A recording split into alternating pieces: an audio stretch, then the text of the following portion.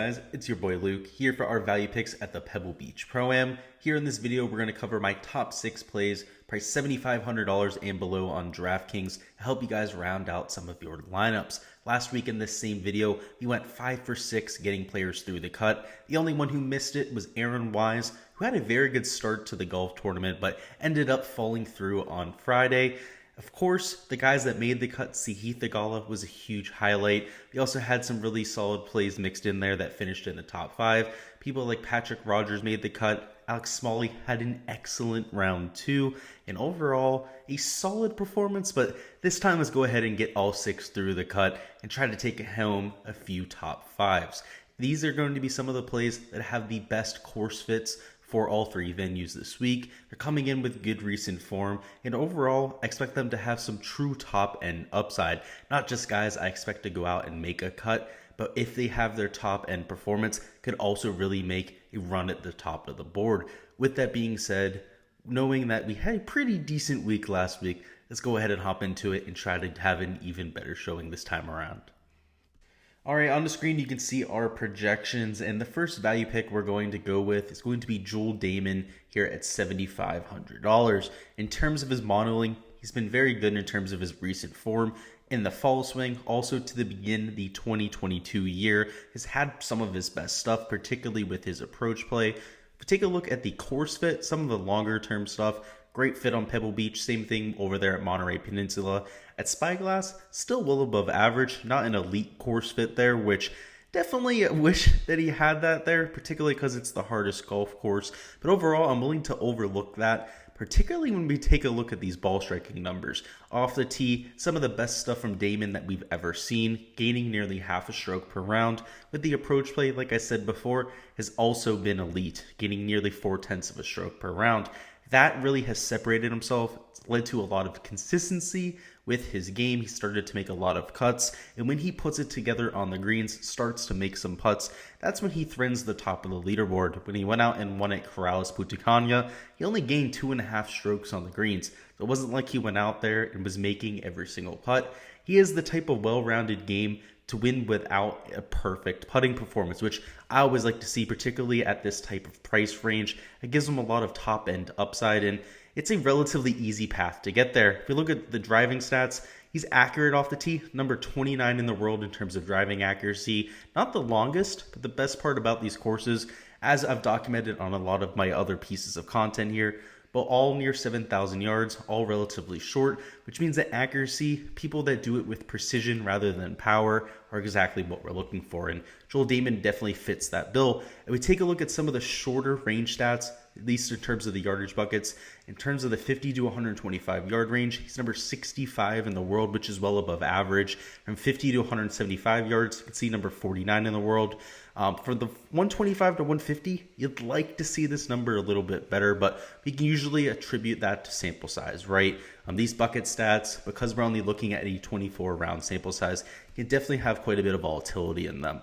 We know from the eye test that Joel Damon, somebody who the closer you're getting to the hole with the irons, the better he's going to be. So willing to give him a pass there. Overall, in terms of ownership, you can see that he's getting his fair amount there. I have him at rate around 9%. It's a little bit early in the week, so we'll have to see if that matures into a little bit of a higher or a lower number. But either way, likely to be somebody I'm getting significant leverage on. He has the skill set to take apart all 3 of these venues, particularly Pebble Beach, which will be the course for 2 of the rounds. If he can get hot with that putter, which is definitely a huge if, because he doesn't necessarily do it all that often. But if he does, he has legit top 5 or winning upside. Without it, though, very likely to go out and make a cut. It can be a very consistent part of your player pool. Next up, our next value play is going to be Pat Perez here at $7,300. In terms of the modeling, particularly in terms of course fit, you can see across the board one of the best plays. The recent form hasn't been elite. It's not like he's a top 10 player in the field with recent form, but we wouldn't expect that from Pat Perez. It's not like he's been out here finishing top 5. The fact that he's even top 30 in the world is probably very surprising to you. He's gone out, made plenty of cuts of late, and again, while it hasn't been extremely flashy, he's been giving us quite a bit of consistency, which is a lot more than we can say for his peers down low. Let's take a look at a deep dive into the shots gained metrics. You can see that much like age-old Damon, has been on absolute fire with the approach play, gaining nearly half a stroke per round with his irons, and a lot of that has been with the wedges, which we'll get to here in a second. You can see his putting has kind of held him back. He's right around a neutral player in that category, and for somebody like Perez that's a shorter hitter, more of a plotter off the tee, certainly more of an accuracy guy than anything off the tee than distance. You can see both categories of late. It's actually been quite atrocious, which he will have to clean up here at Pebble Beach to make sure he's not hitting into any hazards. But with the wedge play, let's go ahead and take a look at some of that. You can see from the 125 to 150 range, which will be by far the most prominent range that players are hitting at this week. He's a top 100 player in the world. That's, again, what we're really looking for. You'd also like to see him excelling in that 50 to 125 yard range. But again, these players aren't going to be perfect down low. There's a reason why they're priced in this $7,000 or $6,000 range. But the things to look at here, first off, the putting on Poa Nua. For his career, one of the best in the field, gaining over half a stroke per round. So we can expect quite a bit of positive regression in that category. And he's already been absolutely striping it with the irons. So at a golf course that really fits his game, a short hitter like Perez doesn't have many venues on the tour where he has a legit chance to go out and win, but this is definitely one of those tracks. So at $7,300, not only somebody I expect to go out and make a cut, but if he has that putter rolling, if he's able to regress back to his mean, his averages on Poa Nua, could crack that top 10 or top 15. Next up, going to have Troy Merritt, who, if you guys saw my core picks video, Adam Hadwin at $7,400 is also somebody I'm targeting. And Troy Merritt and Adam Hadwin, if you were to just take the names out of there, put up all the stats of both of these players, it would be pretty hard to differentiate them. They have almost identical games. People that are more of plotters off the tee than anything, very strong with their short wedges, and some of the best putters in the world on Poa Nua. So Adam Hadwin gains 0.8 of a stroke per round on Poa Nua. Troy Merritt a little bit less here at 2/3 of a stroke per round gained on Poa Nua, but still an elite number for this field. Let's go into some of these shots gained metrics here just to give you an idea of why I like them so much. First and foremost, gaining across the board except around the green. That's something that we usually see from a Troy Merritt. He's one of the more consistent players, pretty much in every category. Off the tee, definitely more of an accuracy guy. You can see in terms of his rankings, hasn't been good in either category of late. You can see 165 in terms of his driving distance, number 68 in terms of driving accuracy. He's typically in the top 25, so don't really look too much into that. He's still been gaining off the tee even with those metrics. Could see even more improvement in that category. Next up, we have the approach play, which of late is modest there at around 1/4 of a stroke per round. But if you take a look at some of the specific categories, you'll see that it's not really glaring in any spot, right? It's more consistent across the board. He's been all right in every category. Historically, though, for Troy Merritt, we know that he's better the shorter that he gets to the hole. Somebody that's more of a precision guy rather than a power guy. And over the years in the 125 to 150 category has routinely been on the top 35 on tour. So even though the last 24 measured rounds haven't necessarily reflected that, we're at the beginning of the year, it's early in 2022. Some of these guys have only made 1 or 2 starts. A Merritt, 1 start to this point of the year. We got to be willing to give them some time to snap out of it, right? Some of these guys are going to return to the historical baselines. Some are going to come out new and improved players, which we'll be able to see over time. So I'm willing to go back to some of his historical numbers, which look really good for this golf course. It's the putting that we like. It's some of those wedges that he's historically been so good at. And if he's coming in at less than 10% ownership, right now I have him at just 6.36% projected ownership. Going to be a good leverage play and somebody that will also give you quite a bit of salary relief. Next up, we had Chad Rainey, who was a very hot prospect coming up from the Korn Ferry Tour. And those first few events of the year, he was absolute chalk. He was 15 to 20% owned. He was extremely consistent, somebody who pretty much went out and made the cut every week on the Korn Ferry Tour. In terms of his skill set, he's more of a plotter, right? A lot of these Korn Ferry Tour guys, bombers off the tee, aggressive players that go out and make a ton of birdies. That's not really Chad Rainey's game. He's a lot more well-rounded, somebody who's going to gain across all 4 major statistical categories, and somebody who's not very long off the tee. So if we go over to the shots gained metrics, this becomes very evident. So first and foremost with the driving stats, let's go ahead and find them on the board here. You'll see that with his distance, number 171, right? So not very long off the tee. And these have been at some of the shorter golf courses, right? Where a lot of the shorter hitters on tour are playing. He's still been well below average in terms of his distance. You'll see though with the accuracy, number 47 on tour, that is a stark difference than a lot of these other players that are coming out right here. You see in terms of the shots gained metrics, he's gaining on approach, he's gaining with his putting, historically an even better putter on the POA Anua surface. And even though he's a slight loser off the tee, at this type of track, it's only right around 7,000 yards for all three of these venues. Where you're looking for guys that are more accurate off the tee than long, he could very well go out and gain off the tee. If he's gaining off the tee, gaining on approach like we've seen over these last few events, gaining with the putter, which he seemingly always does, this is going to set up extremely well for him. And even though he was chalked to get out to start his career here, a lot of people were jumping on that Chad Rainey train. He hasn't had those performances, so he's really gone down in ownership. A lot of people aren't talking about him. And if there's one thing that he's been really good at so far in his career, if you take a look at these buckets for the approach stats, he's number 15 in the world from 125 to 150. That's going to be by far the most common range for this week. And he's number 55 in the world from 50 to 125 yards. Those are elite level wedge stats. That is exactly what we're looking for at this short track. If we take a look at the greens in regulation, number 49 in the world, again, very accurate off of the tee.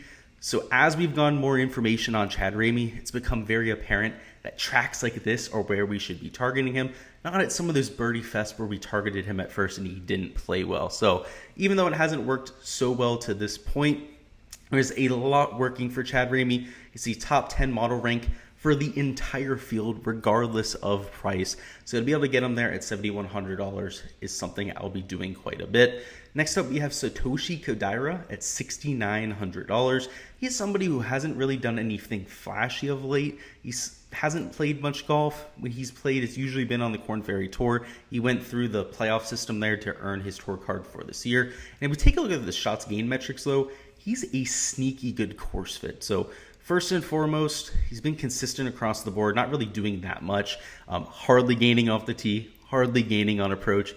Around the green, just a slight gainer. And the same thing with his putting, which is kind of ridiculous at this point, right? His shots gained total is just 0.112, and that is despite being a gainer across all four categories. It's almost a meme at this point. You cannot make a more average golfer than Satoshi Kodaira, but if there's any part of his game that distinguishes himself, it's exactly what we're looking for this week. It's the approach rate from 125 to 150 yards, number 10 in the world, or from 50 to 125 yards, where he's number 38 in the world. I mean, just, it's the meme that keeps on giving back, right? He's just completely average across the board, except for exactly what we're looking for. In terms of his shots gained putting on POA Anua, you can see for his career right around the tour average, which, again, just adding on to this meme, just about the most average play we can get. But the thing is, if he's $6,900 and completely average across the board, that is a great value, right? He's at the cheaper end of the board, where a lot of the plays down here are really hairy across the board, not really much to write home about. Sudushi Kadyra, even though he might not have the highest upside on this slate, if you're playing in cash or looking for a very safe play in some of these large field tournaments, he's probably your guy, right? Like I said, just doesn't really have a hole in his game. And if there's anything he's good at, it's exactly what we're looking for at this course. So right now, coming in at sub 1% ownership. So it's not like you're looking at having to invest many lineups into him. Definitely somebody I have an eye on for these large field contests.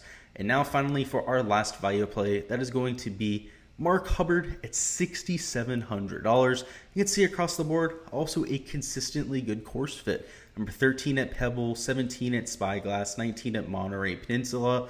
Overall, even though he's not coming in with the best recent form, we know historically from his skill set that this should set up extremely well for him. Let's at least look at the recent form, right? Well, it hasn't been horrible. The only major statistical category that he's losing in would be off the tee, where he's losing nearly a quarter of his stroke per round. Not necessarily a surprise because he's so short off of the tee, but if there's anything he does well off the tee, it's with accuracy, right? He hits bunch of fairways. Number 61 in the world in that category over this stretch. And again, that's despite losing significantly in that category. The other three major spots, gaining nearly a quarter of a stroke per round on approach, around the green as well. And you can see right around neutral with the putter. Before his career, right about that on POA Anua. So if you can go out, continue to be a neutral putter, gain with the ball striking categories, gain off the tee because this week we're not looking for distance, we're looking for that precision. Safe to go out there, make a cut. He's only $6,700. And something that adds to his game is the wedge play. He's well above average in terms of his approaches from 50 to 125 yards. Same thing from 125 to 150. Again, I'll remind you, these are world ranks. These are not just for the field. So anything that's in the top 75, top 77 is going to be great for a field of this strength. So $6,700, he's consistent across the board. You could do a whole lot worse in this 6K range. Is somebody I'll be looking to both in cash contests and of course for some of these large field GPPs. That is all I've got for this week's value picks. Before you guys go on and get out of here, go ahead and let me know down in the comments who your favorite value play is for this week. Whether it's somebody I talked about in this video or somebody completely off of my radar. I'd love to hear from you guys, so go ahead and leave that down below. And of course, if you guys enjoyed the video, make sure you like the video and subscribe to the channel before you get out of here. That way you guys don't miss any of the content coming throughout the week, whether it's our fades and sleepers dropping later on tonight, our weekly DFS live stream Wednesdays at 7 p.m., or our showdown content coming throughout the weekend. You're not going to want to miss any of it. It's database content. Got you guys covered on all those bases. So looking forward to giving you guys that fades and sleepers video a little bit later on tonight. Of course, if you have any questions or anything you want to add to the conversation regarding value picks this week, do not be shy at all to go ahead and add that in the comments. Good luck with all of your lineups for this week, guys. Let's have a great rest of the week and let's get this cash.